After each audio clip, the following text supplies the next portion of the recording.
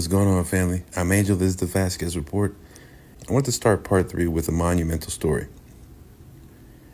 President Trump has brokered a peace deal between Israel and Hamas, leading to a lot of hostages being released and reunited with their families.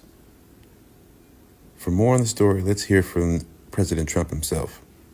This is not only the end of a war, this is the end of an age of terror and death and the beginning of the age of faith and hope and of God.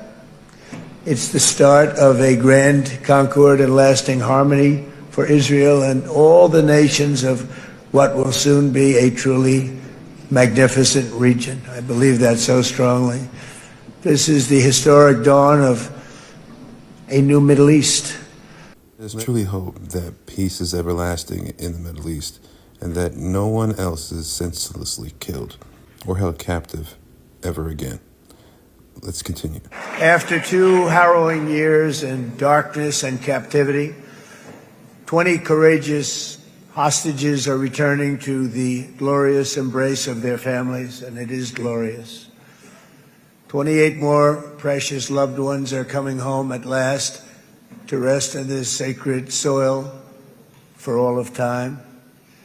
And after so many years of unceasing war and endless danger, today the skies are calm, the guns are silent, the sirens are still, and the sun rises on a holy land that is finally at peace, a land and a region that will live, God willing, in peace for all eternity.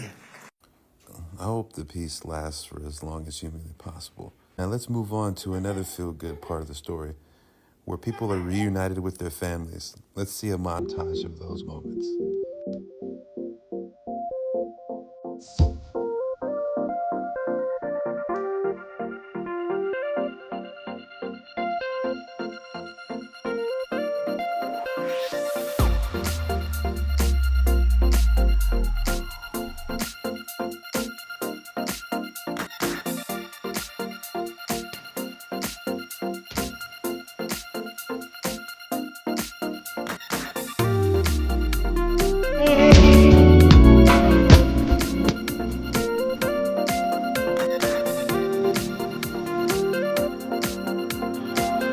Of course, it wouldn't be natural that everybody rejoices something that President Trump did, even if it's freeing hostages and reuniting families and putting an end to a war. Let's hear some of the naysayers we have to unfortunately cover in this story. Look at all these Democrats who posted about the Israel-Hamas peace deal and the ceasefire, and not one of them thanked President Trump. It's kind of disgusting at this point that even when somebody negotiates or brokers a peace deal between 2 warring nations and people are free, that they can't even thank their own president. But I'm not surprised, and you shouldn't be either. Well, it looks like Farrah Austin of The View better get her MAGA hat ready, because Trump has brokered the peace deal between Israel and Hamas, and the hostages are coming home. Let's hear her in January of this year. My point when I say I'm not going to be apocalyptic, it's not changing a tune. It's not making every single thing a 5-alarm fire. Yeah. If he does good, if he gets the Israeli hostages out, I promise I will wear a MAGA hat for one day on the show and say, thank you for doing it. Yeah. She'll knock it right off my head. But like you have to be able to cheer for wins when they happen and then call out relentlessly the wrongdoing. Hopefully she makes good on her promise. Let's listen to President Trump commend Secretary of State Marco Rubio on his job for helping broker the Israel-Hamas peace deal. And I have a prediction that Marco will go down, I mean this, as the greatest Secretary of State in the history of the United States. I believe that. I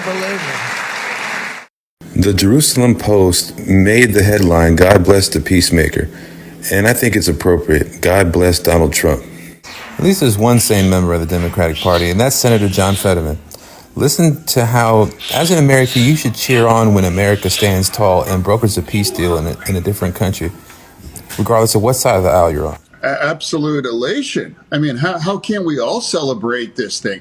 I mean, you've had human beings held underground for over 2 years and tortured and beaten and starved, forced to dig their own graves and things. Now they can finally come back home.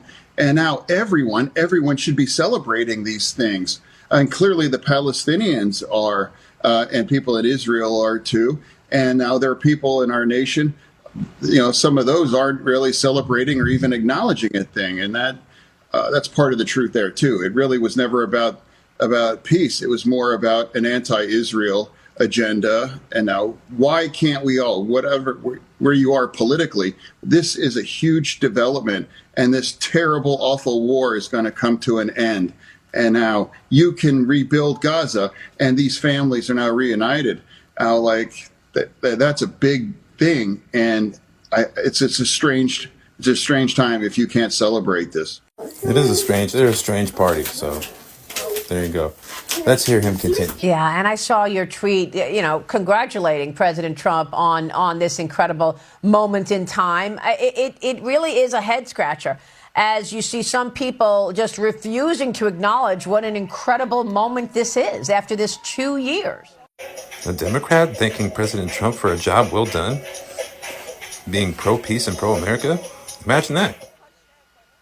I agree. It's like I even said that in my tweet. It's like, yeah, our party's different, but this is a big, huge win for peace in this world, and it's entirely appropriate to do that. And if you're not willing to acknowledge that, you're ironically pointing out the absurdity and making it more personal when we can't all celebrate this peace after this awful war. It is absurdity when you can't even congratulate your own president on brokering a peace deal where there were people that died, there were hostages that were freed, and there were families that were reunited. It is absurd.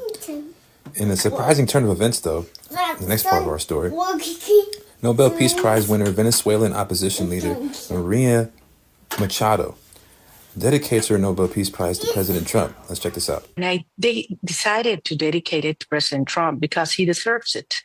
Because not only has he been involved in only a few months in solving 8 wars, but his actions have been decisive to have Venezuela now at a threshold of freedom after 26 years of tyranny. This concludes part 3. Part 4 coming at you next.